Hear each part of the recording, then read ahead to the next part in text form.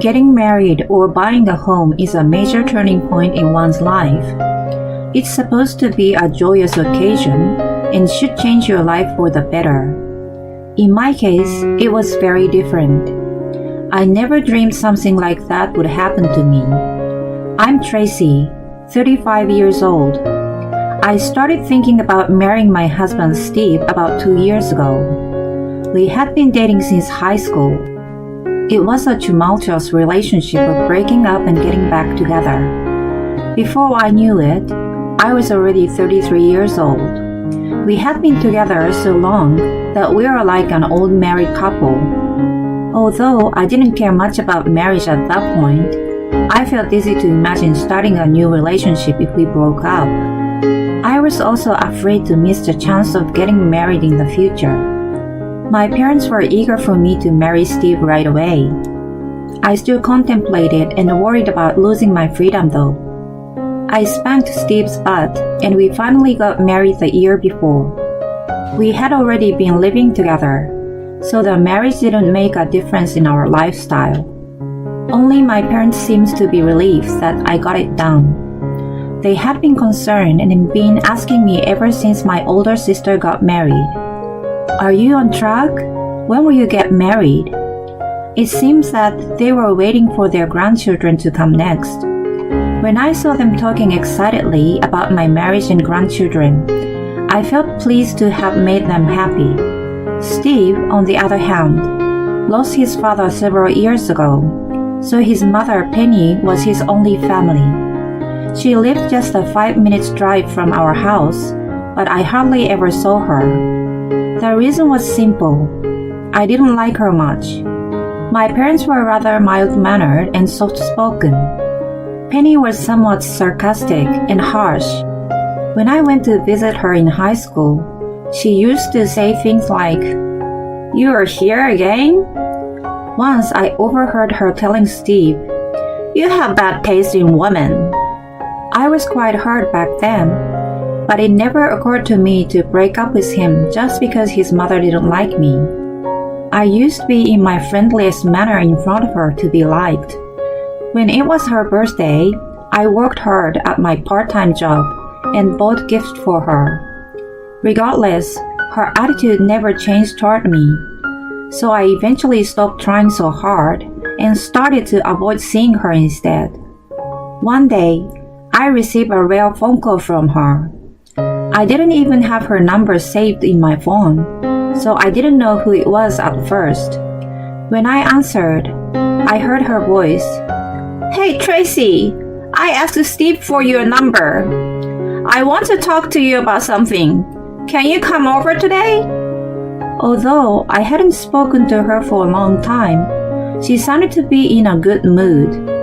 Since I had been avoiding her, I felt a little relieved that she might have been happy about our marriage. "Okay, I will come after I finish my work." I was a freelance web designer. I used to work for a company, but I became independent after I made good connections. Thankfully, my income was more than twice as much as when I was an employee. I worked from home and was able to adjust my hours to suit my needs. However, I had to do my chores as well. "Then can you come over in the evening?" Penny asked me. "I have to prepare dinner." I was about to refuse. "Steve will probably be working late tonight, so I think he will have dinner outside." I wondered how she knew about it. Was he in frequent contact with her that I just didn't know about? I was surprised. Well, she was his mother and lived alone, so he must have concern about her. I convinced myself with my thoughts. Okay, I will be there around 6 p.m. I promised and hung up the phone. Steve had been coming home late from work. I thought that he might have been visiting her. After all, it's only the two of them in the family, so they must have needed to help each other. I was thinking positively about it. In the end, it was only wishful thinking on my part. A few hours later, "Hi Penny, it's been a while." I greeted her by handing her a box of sweets I bought in the neighborhood. She smiled and tossed it aside without thanking me. Her gesture gave me a bad feeling. I followed her into the living room, feeling a little annoyed. As soon as we sat down on the sofa, "Hey, are you building a house?" she asked me. "Oh, you heard from Steve. I want a bigger workspace, and if we are going to move, we might as well build a house. Nothing concrete has been decided yet." I was a little surprised that she already knew, but Steve was chatty, so he must have mentioned it to her. What she told me next was quite shocking though. "Oh, good. Then it's not too late. Can you make a room for me too? I'm getting old, you know. I feel lonely living alone." That's a bit sudden. It was totally out of the blue. I couldn't immediately give her an answer. "Why not? You're making a lot of money, and Steve too is working. If you could build a 2-story house with separate entrance, we won't see each other much. But if something happened, it's easier to help each other out. If you have a baby, I can babysit. You can continue working as usual." She had the point. If we did have a child in the future, it would have been nice to have someone to help me out. Then I would talk it over with Steve. "Oh, he always knows about it." About living together? I hadn't heard anything from him. "He has already given his approval. Besides, he says your savings will be enough to cover it." "What? No. He hasn't said anything to me. And why should we build a house with my saving? He has been working too." I couldn't help but raise my voice. I was flabbergasted by the unexpected turn of events and wondered how it came to be that way. "Because he hasn't been able to hold down a job for very long and hasn't saved a lot of money. You can pay up first, and I will pay you later when this house sells. I've already gotten a quote from a real estate agent." She was calm, as if she had already made up her mind. "You've already made arrangement to sell the house? Well, I understand what you've said so far. I will talk to Steve, so please wait. I'm leaving now." I left her house and groaned over the situation. Then I took out my phone to call Steve. There was a message from him saying, "I'm going out with my clients, so I don't need dinner." Penny was right. I thought she was closer than me to him. Penny just spoke to me about living together. I sent a reply, but it didn't get 2 ticks. In the end, he didn't return home until after midnight. I wanted to discuss the matter with him as soon as possible, but he was coming home late every day, and we couldn't find time to talk. I was freaking out that Penny was going to sell the house at any moment. I threatened him by saying that if he wasn't home on Sunday, we weren't going to build a new house. And the day came. Steve had been playing video games in his pajamas since morning. "Hey, what are we going to do about the house?" "Oh no, I'm already busted." He was so engrossed in the game that the conversation didn't go anywhere. "Hey, are you listening to me? I've been thinking about the mortgage. From the beginning again." I was getting irritated. I didn't want him to complain later that he wasn't aware of anything, so I recorded the audio while I explained about the mortgage. "So that's the type of mortgage we are going to get. Don't complain about it later, okay?" "What the hell is this stupid game? Let's play a different one." I was beginning to wonder if our marriage was a good idea.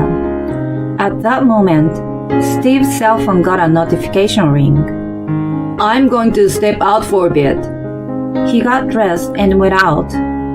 I didn't think anything of it other than he was so carefree, but I should have suspected him at that point. I contemplated the house a lot and agreed with what Penny said. I tried to think positively that living together would have been more comfortable than I expected, and we decided to build a 2-story house in the end. In any case, I was very happy to have a new home of my own. The exterior was completed, and then the interior was done. The dream home was steadily becoming a reality. Steve left everything to me, saying he had no idea and was too busy. When I needed a signature from the head of the household, he signed quickly as directed without even trying to read the contents. Although I was annoyed by his aloofness, he left me alone to do whatever and however I wanted.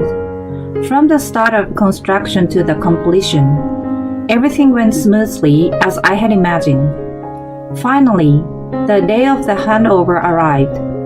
On that day, Steve and Penny went to the real estate agency to get the new keys.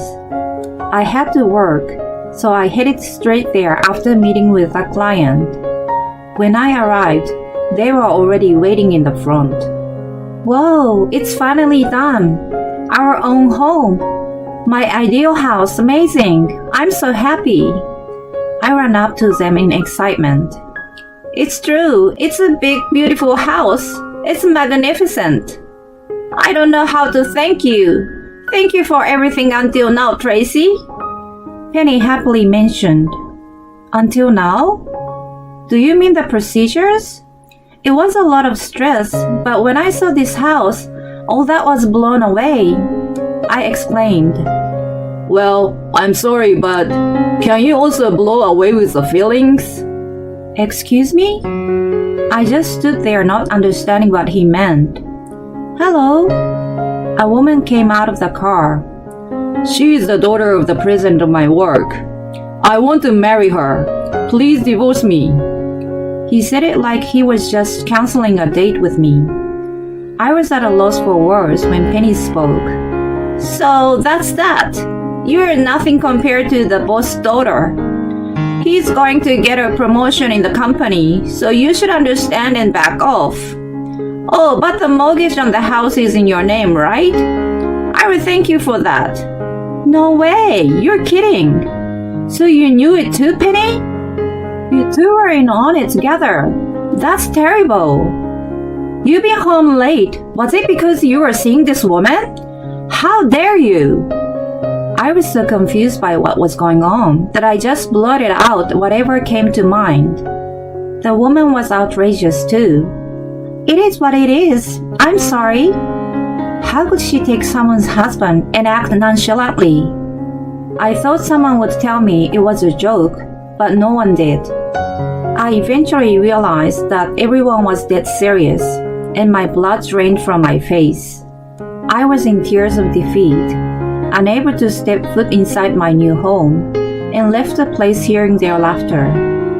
I spent 3 days and 3 nights crying, but my parents helped me regain my strength. I eventually went back to work and kept myself busy tackling the work that had piled up.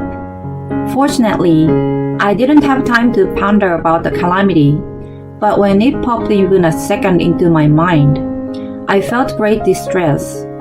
I wasn't just going to cry myself to sleep. I didn't plan to forgive them so easily. Then I was offered a new project with the biggest paycheck ever. It was an opportunity for a fresh start. I fell behind Steve, who moved his stuff out first, but I moved into a beautiful luxury apartment. When my move was done and settled, I decided to start my revenge against him. Of course, I wanted to make Penny sorry too. A few days later, I met up with him at the coffee shop and told him that I wanted to settle everything and that I would sign the divorce papers. So, I want you to sign these divorce papers and also the property division and all that. Sign here and here. He signed as he was told without checking anything. When he was done, thank you. Please take care of the rest of the loan, I cheerfully mentioned. What are you talking about? The mortgage on that house is in your name, right? He smirked. Don't you remember this? I played a recording of me suggesting to get a joint loan while he was playing a game. What's this? I don't remember it.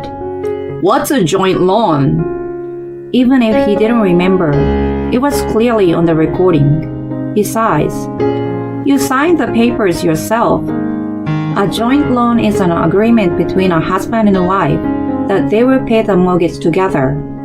The documents that he signed without reading them also contain an application for the loan. Am I supposed to pay for half of the loan? That's impossible. I couldn't stand his attitude to still try to escape after all he had done. I'm sorry to hear that. You signed the papers just now, didn't you? After what happened, I consulted with the bank I borrowed from and my lawyer. We consolidated the loan into one in your name, since you will continue to live in the house. You're going to have to pay for everything. What are you talking about? You can't do. I could do it. My parents were out of the world furious. You know my father was a banker, right? His ex-subordinates hold high positions now. One of them took care of the loan stuff for me. He was the one who advised me on the joint loan. So I told him everything that had happened, and he told me how to transfer the mortgage to you. Steve's face grew paler by the second. Wait, you didn't. Actually, I tried living with the boss's daughter, but things didn't work out. She's back at her parents' house right now. The president is angry with me. He said he was going to cancel my promotion. I'm not getting a raise, and if we don't reconcile, I won't be able to stay at the company. I could care less. I was betrayed by him in front of me, a guy I had been with for years. Suck it up. You will get the loan documents in the mail later. You can take care of the rest. It's none of my business now. Honey, don't say that. Help me. He started crying in the cafe, and people around him were staring at him. He was about to say something, but I didn't want to hear anything else. I hoped he would be punished for treating me like a cash machine. After I walked a few steps away from the table, I realized that I forgot to leave money for the coffee and went back. It's just a coffee. I will pay for it, Steve mumbled. After all the talk about hundreds of thousands of dollars, it may not be a big deal. I just don't want to owe you even a penny. Tears welled up in his eyes again. A grown man crying in a coffee shop was a hideous sight. I quietly put the $10 bill on the table and left. A few months later, the house is up for sale. My father has been in contact with his ex-subordinate. I've heard that Steve fell behind on the payments after paying a certain amount from the sale of Penny's house. He resigned from his job, so I assume that the woman dumped him. I wonder what he's going to do with the rest of the loan until he finds a buyer. He has been unable to find a job and currently have no income. So he's living in a small apartment with Penny. She's working as a cleaner to make ends meet. As for me, my work is going well, and I'm busy but fulfilled every day. I'm increasingly being entrusted with web designers for major companies. I recently worked on a corporate website. The irony was that it was a page for a major real estate company's family home campaign. In any case, it is a joy to see my parents happy when they see what I have created. As my network of business contacts expands, I've met a guy who catches my attention. He is a hard-working competitor. I'm 35 years old now. I can start over however I want. It's up to the person to decide where life starts to get interesting.